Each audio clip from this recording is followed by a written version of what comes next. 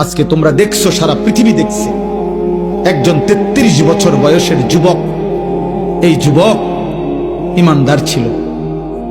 আমার প্রিয় ভাই, আমার কলিজার টুকরা ভাই, শহীদ শরীফ উসমান হাদি রাহমাতুল্লাহ আলাই, এই নওজোয়ান ইমানদার নওজোয়ান 5 ওয়াক্ত নামাজ সে পড়ত প্রতিদিন। খোদার কসম, ফজরের নামাজ সে জামাতে পড়ত, ফজরের জন্য বন্ধুদেরকে ডাকতো, ফজরের নামাজ পড়ে তার সংসদীয় এলাকা যেখান থেকে সে স্বতন্ত্র প্রার্থী হতে চেয়েছে সেখানে ওয়ার্কিং করত। যেদিন গুলিবিদ্ধ হয়েছে সেদিন তো সে জুমার নামাজ পড়ে আল্লাহকে সেজদা দিয়ে মসজিদ থেকে বাইর হয়েছে।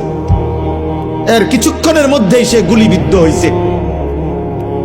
সে হাফেজে কোরআন ছিল, তার বাবা আলেম ছিলেন, তার বড় ভাই আলেম, সে মাদ্রাসার ছাত্র ছিল, সে আল্লাহকে ভালোবাসতো, পাক্কা ইমানদার ছিল।